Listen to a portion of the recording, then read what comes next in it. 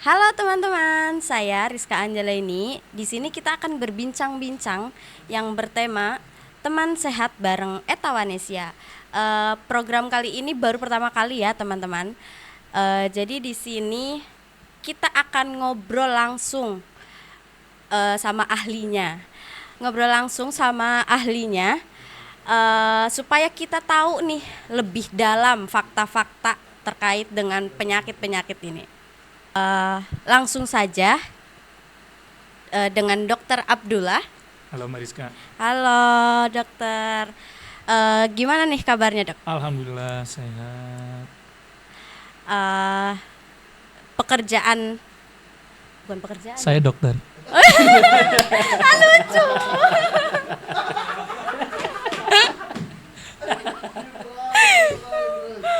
Kegiatan sehari-hari sekarang di Oke. mana dok? Aku dokter umum. Aku seminggu full kecuali hari Sabtu aku nggak ada jadwal. Aku praktek di 2 tempat. Satu di Wangon di klinik Pratama Rawat Inap. Satu lagi di Notok di klinik Utama Rawat Inap juga. Oh, Aku gitu. aktif di sana. Berarti hari Sabtu aja ya Hari yang. Sabtu aku kosong. Yes. Oke. Jadi hari Sabtu ini nih kosong Yes, nih. betul. Makanya aku Oke. nemenin Mbak Rizka sana. Iya betul. Kita ngobrol bareng-bareng nih dok. Ayo, boleh. Oke. Aku mau tanya nih dok. Kan banyak ya anak muda sekarang itu lagi hype-nya sama makanan yang tinggi purin tuh kayak jeroan gitu. Itu gimana dok menurut dokter? Oke, kalau misal tentang kita bicara tentang makanan ya, Iya. tentang bahan yang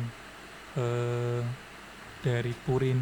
Ya. Kita sih sebenarnya kita nggak masalah dengan purinnya ya. Kita nggak makan purin pun dalam tubuh kita sebenarnya kita udah ada purin.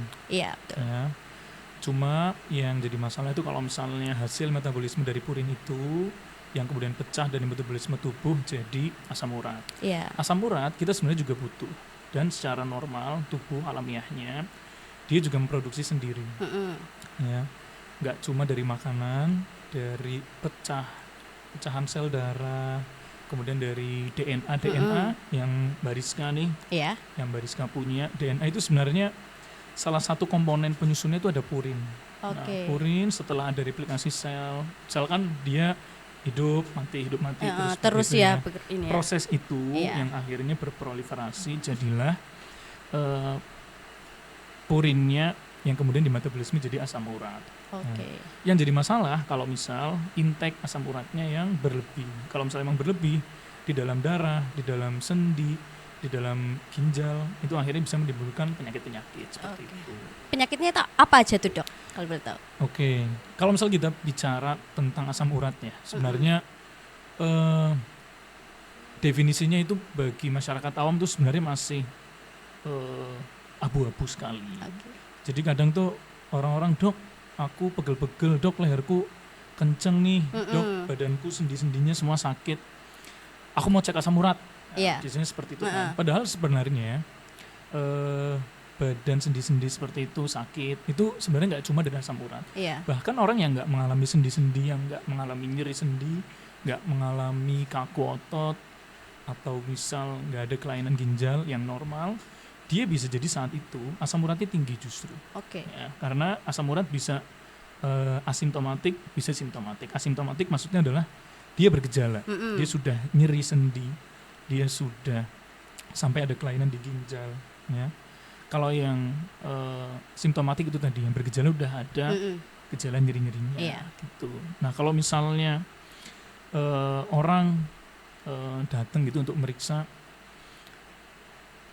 bawa hasil, dok, saya habis cek lab asam uratnya tinggi. Biasanya laki-laki itu kan di atas normalnya range 4 sampai 7, sekian. iya. Betul. Ada yang periksa datang, dok, asam urat saya 10, dok, Wah. asam urat saya 11 gitu. Bisa dengan keluhan nyeri biasanya. Kalau misal asam urat, dia punya lokasi nyeri yang khas. Ya. Nyeri asam urat itu biasanya di sendi-sendi buku. Sendi-sendi buku itu di ruas-ruas tangan sini. Oh, di bagian ininya ya. Yes, betul. Oke. Tertentu. Biasanya di tangan dan juga di kaki. Jarang banget di lutut atau misal di sendi lain. Biasanya kan yang orang-orang pahami, dok lutut saya sakit, Iya. saya mau cek asam urat, Mm-mm. dok leher saya sakit, saya mau cek asam urat. Sebenarnya asam urat justru jarang banget nyerang ke situ, Oke. tapi dia nyeri-nyeri yang sendi. Biasanya ada benjolan gitu ya Betul, dok. Oke. benjolan itu yang bikin akhirnya nyeri. Bahkan ada benjolan yang namanya tofus, itu dia nggak nyeri, Heeh. tapi justru itu penumpukan kadar asam urat yang terlalu banyak. Oh, Seperti itu gimana dok penanganan dari topus itu sendiri? Oke, sebelum ke penanganan kayaknya cerita sedikit. Emang kok bisa ya sampai ke situ ya? Iya.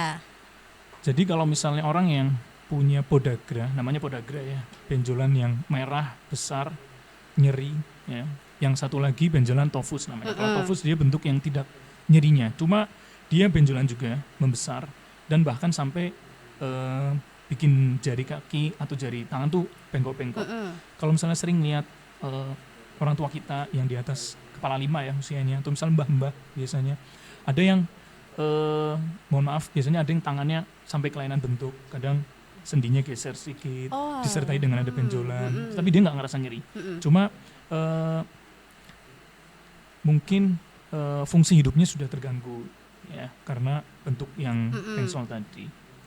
Tapi ada bentuk yang lainnya, bentuk yang nyerinya, bentuk yang sangat akut, itu namanya podagra. Kalau podagra, nah ini nggak melihat umur, dan bahkan justru malah diderita di usia kepala 3. Iya. Misalnya orang usia 30-an, 40 tahun, dan sering diderita oleh laki-laki. Ya. Jadi kenapa bisa ada benjolan merah itu yang sampai nyeri, ya, benjolan di tangan, baik di kaki, diawali oleh kebiasaan ya. Kan enggak yang, dok saya kemarin habis makan jeroan besoknya langsung benjolan seperti itu, merah, enggak seperti itu ya. Jadi ada jalannya. Kalau misal kita bicara tentang penyakit metabolik kayak misal kolesterol, gula darah, asam urat, munculnya itu progresif, makanya dia salah satu penyakit kronik progresif. Jadi ada prosesnya dulu, kita banyak intake makan makanan yang tinggi purin, contohnya kayak tadi misal jeroan, ya. Terus yang mungkin Mbak Rizka juga kaget nih, justru makan makanan kayak minuman soda, makanan yang atau minuman yang terlalu manis, ya, yang tinggi fruktosa, terus beberapa lain mungkin yang minum alkohol atau bir, itu sebenarnya tinggi juga asam uratnya.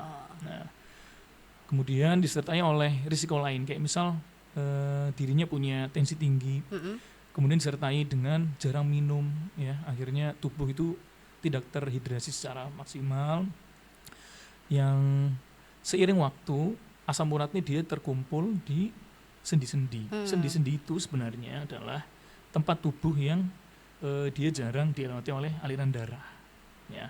Jadi dia menumpuk di situ karena emang jarang adanya aliran darah, dilalah di tempat yang kecil gitu ya, sendi-sendi buku itu tadi menumpuk lama kelamaan. Kemudian di satu malam mungkin si pasien dia konsumsi sushi, ya, dia makan seafood banyak gitu ya, 2 piring misal, terus minumnya yang soda-soda, ya, dia pulang besoknya wah dia kesakitan, nyeri, muncul benjolan di kaki. Itu dia. Wah, aku banget itu dok yang sering makan sushi. Itu hati-hati. Iya ya. Untuk penanganannya sebenarnya kalau misalnya kita bicara nyeri pas kejadian karena tinggi asam urat itu, dan BTW nyerinya ada yang bilang, saya ada pasien juga, dia bilang kalau misal pernah kebentur nggak Mbak Rizka? Misal dia lagi jalan di rumah terus kebentur meja kakinya. Sering banget itu. Sering ya? Iya. Sakit kan? Sakit. Tapi kemudian dia reda. Iya, beberapa menit dong. Iya. Nah, nyeri asam urat yang sampai ada podagra untuk misal benjolan itu 10 kalinya nyeri kebentur itu. Dan bisa bertahan sampai berminggu-minggu. 2 minggu maksimal. Itu ada pasien datang kakinya itu bengkak. Usianya 30 tahun. Masih muda laki-laki. Iya, muda banget. Ya. Cuma di satu sisi di kaki kanan. Dia datang keluhannya itu nyeri kakinya, jempolnya bengkak, nyeri banget. Bahkan kalau dia bilang menurut dia ya lebih sakit dari sakit gigi, ya. Sampai dia kebangun pas malam karena emang saking nyerinya. Betul. Kalau sudah seperti itu, hanya kita bisa terapi anti nyeri, dan kalau misalnya kita sudah pastikan itu bukan penyakit kayak misalnya septic arthritis, kita baru bisa kasih obat-obat steroid lainnya untuk meredakan nyerinya. Cuma masalahnya kita nggak fokus, atau misalnya kita kurang fokus di pencegahannya sebenarnya. Kalau misalnya sudah terlanjur, kita nggak bisa kita nggak bisa mencegah kembali nyerinya tadi. Jadi penanganannya justru harus dari pencegahannya. Nah, pencegahannya tadi salah satunya adalah mengurangi makan makanan yang tinggi Iya, protein. berarti masih bisa kambuh gitu ya, Dok? Masih bisa. Oke. Itu dia. Baru tahu itu. Yes. Nah, kalau misalnya ada nggak sih, Dok, kayak yang punya asam urat datang tuh baru cek kayak kaget loh. Kenapa ini kok asam uratku tiba-tiba tinggi gitu? Kayak ayahku kemarin ya, Dok. Tiba-tiba asam uratnya tuh 11, Dok. Oke. Itu gimana? Justru banyak banget Mbak Rizka. Jadi banyak yang pasien datang bahkan cuma check up aja, dia nggak merasakan sesuatu, datang dia pengen mau cek gula, kolesterol sama asam urat seperti itu ya. Ya gula seperti ini, kolesterol sepertinya, asam uratnya ternyata tinggi. Iya. Penyakit asam urat tinggi dengan serangan podagra tadi sebenarnya beda. Kalau misal podagra atau nyeri yang benjolan di telapak tangan atau kaki tadi, itu nyeri karena deposit kristal asam urat. Ya. Bisa jadi pas dicek darahnya justru asam uratnya justru normal atau malah rendah saat nyerinya itu tadi. Karena si asam urat yang tadinya dalam darah, dia sudah terdeposit di dalam sendi. Jadi pas kita cek darah, hasilnya justru malah normal. Mungkin tinggi, mungkin normal, atau mungkin malah rendah. Tapi kalau misalnya ada pasien yang kayak tadi ceritanya kayak Mbak Rizka, cek asam uratnya tinggi, berarti karena masih tinggi di dalam di dalam darah. Tapi justru hal yang tersebut bisa berisiko jadi timbulnya podagra tadi. Kalau misalnya dibiarkan atau misalnya tidak melakukan modifikasi dalam gaya hidup atau misalnya dalam pola makan seperti itu.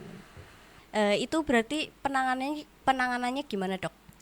Kalau misal penanganan dalam kasus dua kasus tadi ya, kalau misal kasus yang podagra tadi yang aku udah jelasin ya. Jadi kalau misal kasusnya nyeri, berarti harus ditangani anti nyerinya dulu, ditangani nyerinya pakai anti nyeri, kemudian dipastikan dulu ini benjolannya bukan penyakit lain.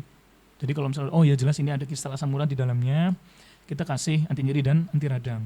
Kemudian pasien dipulangkan, diistirahatkan, dan nanti nyerinya akan hilang. Cuma kalau misalnya nyeri tidak nyeri, cuma kadar asam uratnya tinggi, justru di sini adalah penanganannya pencegahan. Pencegahannya salah satunya adalah modifikasi gaya hidup dan pola makan. Gaya hidup berarti apa? Kita kalau misalnya emang orangnya obes atau misalnya orangnya jarang olahraga, hidupnya sedentary life, bisa di kantor, kita duduk gitu terus ya. Tubuh itu kaku ya. Dan proses metabolisme nggak akan berjalan lancar. Makanya kita harus dibantu dengan olahraga. Yang kedua adalah kita harus hidrasi, minum air putih yang banyak. Karena salah satu ekskresi purin di dalam tubuh yang nantinya lewat ginjal adalah kalau misalnya kita terhidrasi, ya, kita cukup, ginjal akan membuang asam urat dengan mudah. Nah, soalnya banyak kasus asam uratnya tinggi tidak dapat diekskresikan keluar, tidak dapat dikeluarkan oleh tubuh. Akhirnya dia mendeposit atau terkumpul di ginjal. Akhirnya timbul keluhan lain, batu ginjal yang asam urat. Fun fact, batu ginjal asam urat kalau misalnya di ronsen itu nggak akan kelihatan. Batu ginjal itu umumnya dia ada 3 jenis. Batu kalsium oksalat, ya, bentuknya. Ini 90% kasus batu ginjal itu bentuknya kalsium oksalat. Yang kedua asam urat, yang terakhir struvit. Kalau misalnya kalsium oksalat, ini yang paling sering. Yang kedua asam urat. Yang terakhir struvit itu kalau misalnya ada infeksi di ginjal, dia akhirnya memadat, baru jadinya batu ginjal. Nah, 2 klasifikasi tadi, batu kalsium sama batu struvit, kalau misalnya di ronsen itu kelihatan putih karena dia terkalsifikasi, banyak kalsiumnya, kayak tulang. Jadi kalau ronsen kan tulang kan putih, di ginjal tuh ada kayak titik putih, kayak ada deposit, itu kelihatan ini ada batunya jelas. Tapi kalau batu asam urat itu nggak akan kelihatan di ronsen karena dia batunya hitam, makanya sering banget miss. Makanya perlu pemeriksaan ulang, jadi harus USG buat tahu ternyata di ginjalnya ada masalah. Tapi dokter sendiri pernah nangani kasus ini enggak? Banyak, sudah pernah juga kayak tadi salah satunya pasien yang nyeri karena podagra. Itu sih jelas karena ini ya, karena dia mungkin sebelumnya sudah ada penimbunan asam urat di darah, cuma karena dia nggak aware, dia mungkin merasa awalnya hanya ringan-ringan aja, akhirnya jadi bom waktu tadi. Tapi kalau misalnya pasien-pasien yang datang belum ada keluhan, tapi dia ternyata asam uratnya tinggi di dalam darah, penanganannya adalah pencegahan. Ya. Oke.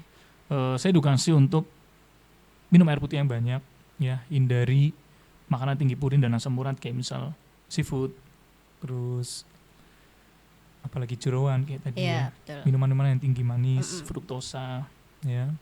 Dan saya lihat riwayat kesehatannya. Kalau misalnya ternyata dia ada riwayat kencing manis, ada riwayat tekanan darah tinggi, karena itu memperburuk kondisi asam urat gitu.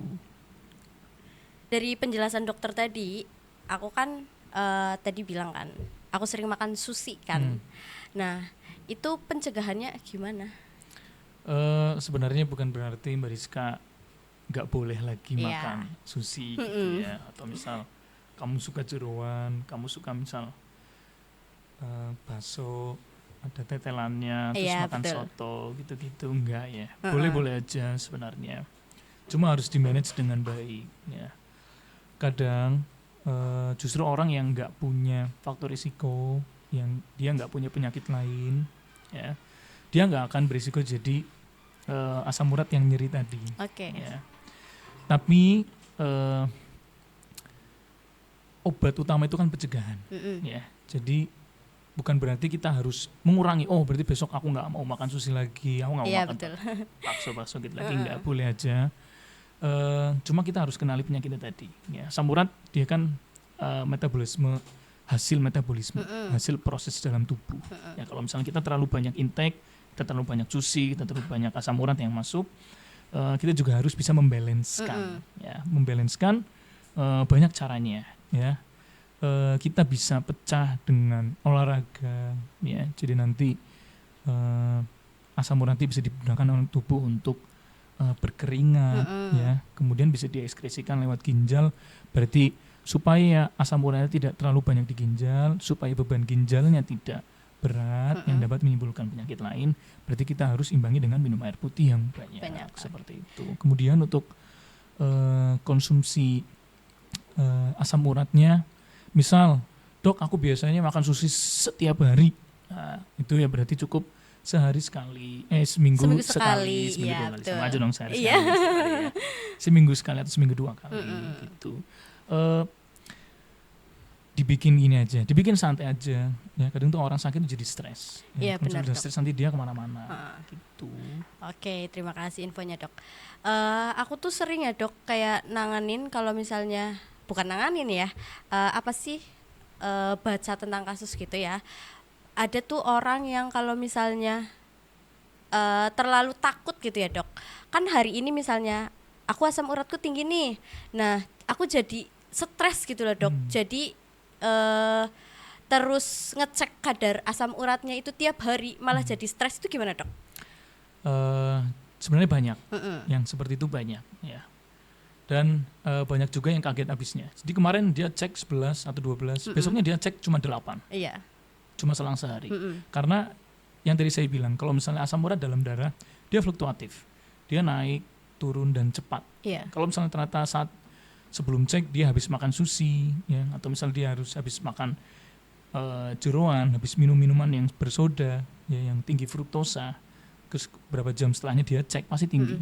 Tapi begitu tahu hasilnya, kemudian dia nggak makan apa-apa, kemudian berolahraga, atau mungkin dia nggak habis makan apa-apa lagi, besoknya dia hasilnya normal ya. Tapi wajar ya orang-orang stres seperti itu, karena dia mungkin berpikiran, apalagi dia sudah baca-baca sebelumnya kalau misalnya asam urat itu bisa bikin penyakit kemana-mana. Sebenarnya stres itu wajar ya, nggak apa-apa, boleh. Cuma sekarang kan udah zamannya ini ya, media sosial, kita bisa baca-baca, kita punya klinik, kita punya Vaskes 1 untuk berkonsultasi kepada dokter ya sekarang sudah di era BPJS sudah lebih dimudahkan seperti itu. Jadi alangkah baiknya tidak perlu sampai stres. Iya, betul. Kalian punya teman, kalian punya dokter pribadi untuk berkonsultasi, jadi nggak salah seperti itu. Gini dok, kan asam urat ngaruh nggak sih ke ginjal? Kan ada beberapa yang kita kebanyakan minum obat itu mengarah ke ginjal, benar nggak sih dok? Betul. Kalau beberapa obat, contohnya obat anti nyeri, obat radang, dan beberapa antibiotik khusus, kalau dikonsumsi tidak tepat, ya dengan dosis tertentu, memang akan memberatkan kerja ginjal. Ya, sama halnya juga dengan asam urat. Kalau misalnya kita konsumsi tinggi asam urat terus menerus, karena asam urat tadi diproses di ginjal dan akan dikeluarkan oleh tubuh di ginjal melalui ginjal. Maka semakin tinggi kadar asam urat di tubuh, di dalam darah, dengan waktu yang lama, kita bicara tahunan ya, 5 tahun, 10 tahun, lama-lama akan membuat kerja ginjal menjadi rusak. Menjadi berat. Akhirnya dapat timbul penyakit ginjal. Dan penyakit ginjal pun, misal dia sebelumnya dia punya hipertensi lama, dia asam uratnya normal, si ginjal posisinya sudah mulai berkurang fungsinya. Kemudian dia intake asam urat yang banyak, akhirnya tambah membuat bebannya menjadi berat. Oke, begitu dok. Baru tahu nih dok. Karena aku juga kan cuman baca-baca ya, butuh validasi gitu. Kebetulan kan tanya-tanya langsung nih sama ahlinya gitu kan. Oke, tadi kan kita bahas ginjal ya dok. Itu efek-efeknya apa aja sih? Gitu. Oke, jadi kalau misalnya penumpukan asam urat yang berlebih dan dalam jangka waktu yang lama ya, bisa jadi ada penumpukan atau deposit kristal asam urat yang berlebih di ginjal. Kalau misalnya sudah sampai di titik yang fungsi ginjal berkurang, maka ada yang namanya acute kidney injury, atau misal nama lainnya gagal ginjal akut. Ya. Atau kalau misalnya memang ini tidak ditangani dengan baik, bisa menjadi kronik atau namanya gagal ginjal kronik. Ya. Kalau misal sudah menjadi gagal ginjal akut atau misal gagal ginjal kronik, bisa menimbulkan keluhan-keluhan lain. Ya. Komplikasi begitu? Betul, komplikasi. Ya, salah satunya air pipisnya sedikit, ya, dia sukar untuk pipis, yang akhirnya penimbunan cairan dalam tubuh, ya, karena cairan yang harusnya dikeluarkan oleh ginjal, karena ginjalnya rusak, si cairan ini tidak bisa dikeluarkan oleh tubuh. Akhirnya dia menumpuk. Di mana menumpuknya? Satu di paru dan jantung. Maka biasanya kalau orang-orang yang sudah punya gangguan di ginjal, sudah kronis ya, sudah lama, dia akan lebih mudah untuk sesak seperti itu. Penumpukan cairan yang lain itu di kaki biasanya, ya. Bentuknya adalah pitting oedem. Kalau pitting edema itu adalah maksudnya penumpukan cairan yang sebenarnya harusnya cairan itu tuh balik lagi ke dalam jantung untuk kembali dipompa, diproses. Tapi karena ada kelainan sirkulasi oleh ginjal tadi yang menyebabkan cairannya tidak balik ke jantung, akhirnya dia menumpuk di kaki. Kalau misalnya sudah ada tanda-tanda pitting edema atau misal bengkak yang bisa dipencet itu ya, tapi dia nggak langsung balik, itu namanya pitting edema, maka segera harus lakukan pemeriksaan fungsi ginjal atau misal konsul ke dokter. Ya. Oke, begitu. Terima kasih dok. Jadi kita awalnya cuman hal sepele ya dok. Betul. Asam cuma makan sushi. Iya. Itu saya ya. Sushi, ya. Cuman hal sepele begitu ya dok. Bisa jadi komplikasi, bisa jadi ginjal. Parah sih dok ya. Kalau misalnya pitting edema itu udah parah banget ya dok. Itu gimana penanganannya dok? Kalau misal sudah sampai pitting edema, harus dilakukan pemeriksaan lebih lengkap ya. Jadi dipastikan dulu ini murni dari jantung atau ada keterlibatan dari ginjalnya juga. Kalau misalnya sudah ada keterlibatan di ginjal dan bahkan sudah sampai di tahap gagal ginjal yang kronik di stadium 5, penanganannya adalah cuci darah. Kalau misal sampai sudah gagal ginjal. Tapi kalau misalnya belum sampai gagal ginjal, baru pitting edema, biasanya nanti ada obat khusus yang untuk mengeluarkan eksesif cairan yang berlebih tadi gitu. Itu penanganannya kira-kira berapa lama tuh dok kalau udah kena pitting edema? Kalau sudah pitting edema, sebenarnya tidak ada kata sembuh ya, tapi terkontrol. Bahasanya seperti itu. Berarti nggak bisa sembuh? Bahasanya terkontrol. Nah, kalau misal dia sudah minum obat rutin, karena kalau misalnya pitting edema ini penyakitnya nggak di situ aja Mbak. Soalnya ini di ginjal dan di jantung. Jadi yang bermasalah adalah mereka dua ini. Nah, dua organ tersebut yang kita kontrol. Tujuannya untuk mencegah timbulnya pitting edema itu tadi. Jadi ada obat rutin, ya. Tapi pitting edema nggak akan menetap kok. Jadi dia kalau misalnya minum obat, dia nanti berkurang. Tinggal kita kontrol si komputernya itu, si ginjal atau jantungnya supaya tidak overproduksi cairan tadi. Oke, gitu. Begitu. Jadi kan tadi dokter bilang kan minum obat rutin. Nah, kalau misalnya minum obat rutin itu bisa menyebabkan gagal ginjal, itu gimana dok? Kalau misal beberapa obat-obatan, betul ya, dia bisa mengkonsumsi obat rutin, dia bisa bikin penyakit di ginjal. Ya. Contohnya anti nyeri, anti nyeri, kemudian obat-obat anti radang, ya, imunosupresor seperti itu, kemudian antibiotik, ya, dan beberapa obat lain yang terkait penyakit kronik progresif juga dapat menimbulkan kerja ginjal semakin berat.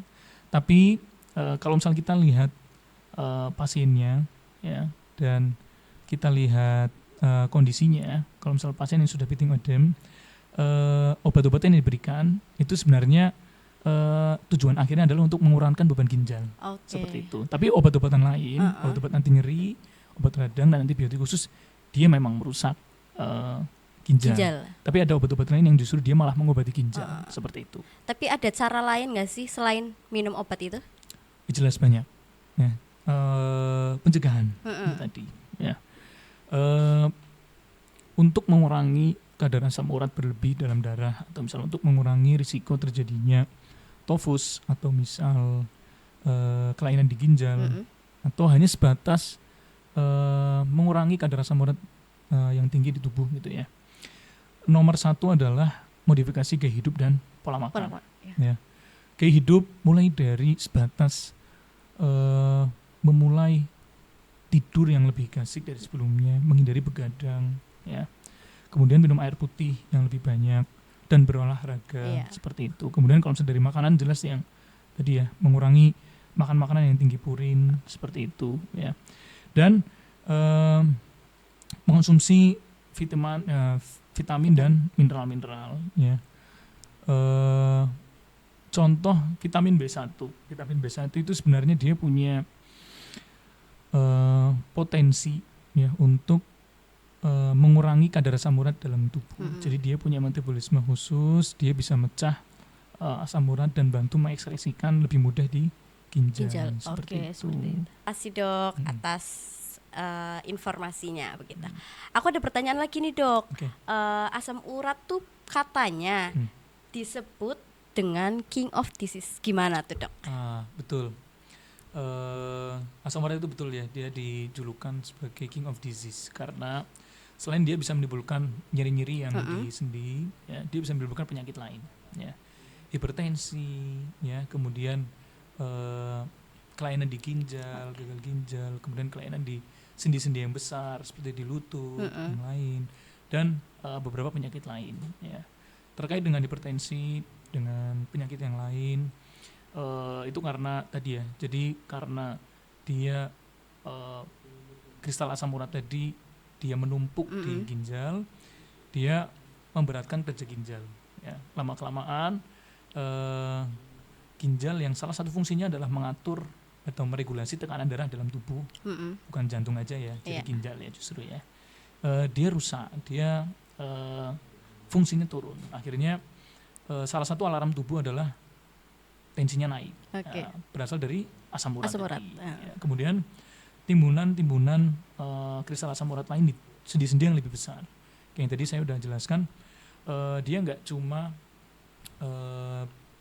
menimbun di sendi-sendi kecil aja, tapi dia bisa menimbul di tempat lain. Salah satunya adalah sendi yang besar di lutut, ya. Kemudian di sendi besar di bagian kaki, ya. Kalau sudah seperti itu, itu sudah pasti hidupnya sudah kualitas hidupnya terganggu. Ya, dia kerja juga sakit-sakitan. Asal mulanya dari penumpukan kristal asam urat tadi. Terus beberapa penyakit lainnya, penyakit tulang juga ada yang bahkan sampai dia punya tovus atau dia punya podagra sampai mengikis bagian tulangnya. Makanya pasti orang yang punya asam urat yang sudah tinggi dan tidak terkontrol, tidak termanage dengan baik, tidak melakukan pencegahan yang tidak tepat, kualitas hidupnya akan terganggu. Seperti itu. Makanya dijuluki dengan King of Disease. Oke, aku pernah baca juga ya dok. Katanya susu etawa itu bagus juga buat nurunin asam urat. Benar nggak sih dok? Susu kambing etawa ya. Iya. Jadi susu kambing etawa memang betul. Jadi dia punya salah satunya dia punya efek antiinflamasi. Nah, antiinflamasi itu adalah anti peradangan, anti nyeri juga. Jadi kalau misalnya kita bicara asam urat itu kan dia bentuk penyakitnya adalah nyeri-nyeri tadi. Ya, nyeri kan timbul karena adanya peradangan, ada inflamasi. Ya. Nah, susu kambing etawa ini dia punya kandungan untuk mengurangi atau menghambat terjadinya nyeri tadi, karena dia punya kandungan yang kebetulan kerjanya sama dengan obat yang untuk menurunkan kadar asam urat, namanya allopurinol. Nah, dia punya susu kambing etawa ini dia punya zat yang cara kerjanya menghambat perubahan enzim, menghambat kerja enzim santin supaya tidak mengubah santin tadi atau purin tadi yang awalnya jadi asam urat. Seperti itu.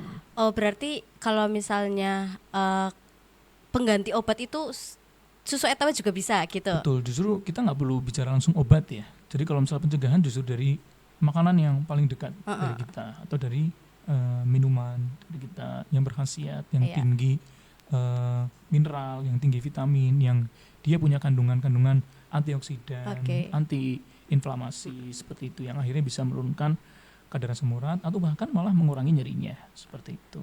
Terus kalau kandungan dari daun kelor itu gimana dok? Daun kelor, betul. Daun kelor ini justru daun yang luar biasa ya. Ini bahkan banyak yang bilang daun kelor ini magic tree, ya, karena saking banyaknya kandungan-kandungan yang terdapat dalam daun kelor. Daun kelor itu dia tinggi di multivitamin. Contohnya vitamin A, vitamin B, vitamin C, ada kandungan beta karotennya juga yang sama ada di wortel, ya. Terus dia juga tinggi mineral kayak kalsium, zinc, ya. Itu yang dibutuhkan oleh kekuatan sendi dan tulang. Ya. Dan yang terakhir dia justru malah tinggi protein. Nah, tinggi proteinnya ini yang nantinya akan menimbulkan efek-efek antioksidan, ya. Jadi membuat tubuh itu lebih bersih, ya, menyangkal radikal-radikal bebas dalam tubuh, membuang racun lebih mudah, ya. Yang tujuan akhirnya dia bisa membuang sisa metabolisme purin tadi, asam urat, lebih mudah, ginjal, seperti itu. Oke, baik dok. Berarti kan susu kambing sama daun kelor itu bisa diminum bersamaan ya? Yes, malah justru khasiatnya lebih bagus kalau misalnya kita konsumsi bareng susu kambing etawa yang dia punya khasiat untuk menurunkan kadar asam urat dan dia bagus untuk tulang dan sendi. Kita kombinasikan dengan ekstrak daun kelor, daun kelornya itu, karena daun kelor tadi juga ada banyak manfaatnya untuk mengurangi kadar asam urat dan sebagai antioksidan dalam tubuh. Bisa. Kan biasanya zaman sekarang ya dok, udah maunya yang praktis gitu, nggak mungkin kita minum satu-satu susu etawa terus kita tumbuk tuh daun kelornya satu-satu, nggak mungkin kan. Betul. Nah, aku punya yang praktis nih dok, susu etawanesia ini. Nah, aku juga udah rekomendasikan ke ayahku kemarin karena kan dia yang aku ceritain tadi, ayahku kena asam urat sampai 11 itu dok. Nah, aku di sini punya produk nih, produk etawanesia tentunya buat dicobain sama dokternya. Boleh.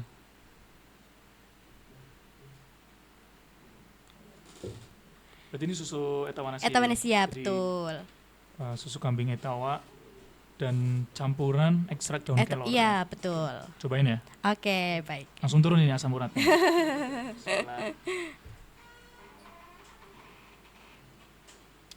Gimana dok? Gimana rasanya? Lagi ya?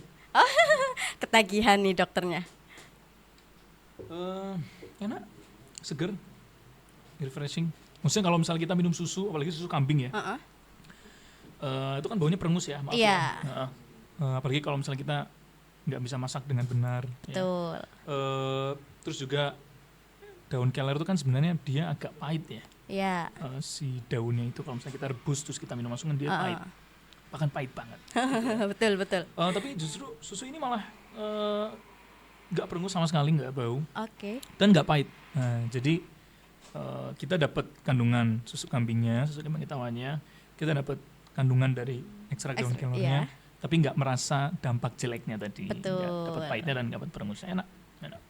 Itu menurut dokter bisa direkomendasikan nggak buat yang penderita asam urat atau pencegahan asam urat? Bagaimana? Oh jelas ya. Beberapa hal yang kenapa bisa aku rekomendasikan karena pemanfaatan kandungan dari susu kambing etawannya. Betul. Yang kedua pemanfaatan dari ekstrak daun kelornya. Yang ketiga karena praktisnya. Iya, Jadi, betul. ya. Kan kita jarang menemui kalau misalnya kita mau minum susu yang tinggi manfaat, susu kambing yang baik, ditambah dengan herbal yang kandungannya juga banyak sekali ya manfaatnya. Dan sekarang ini dalam satu produk dan kita bisa konsumsi dengan simple seperti itu. Jelas aku rekomendasiin juga ke orang-orang yang baik dia ada risiko memiliki asam urat ya, asam urat tinggi, atau yang saat ini sedang mengalami penyakit asam urat yang tinggi tadi. Berarti salah satu solusinya kalau penderita asam urat etawanesia. Etawanesia. Oke. Bagus. Ada tips nggak sih dok buat penderita asam urat atau pencegahannya bagaimana? Oke, jadi tips yang simpel ya buat masyarakat di luar sana. Jadi kita kembali lagi kalau misalnya asam urat itu kan sebenarnya penyakit yang kronik progresif, Iya, ya, betul. penyakit yang bisa dibilang kita ciptakan sendiri, ya, baik dari pola makan atau gaya hidup seperti itu. Ya, obatnya adalah kita cegah.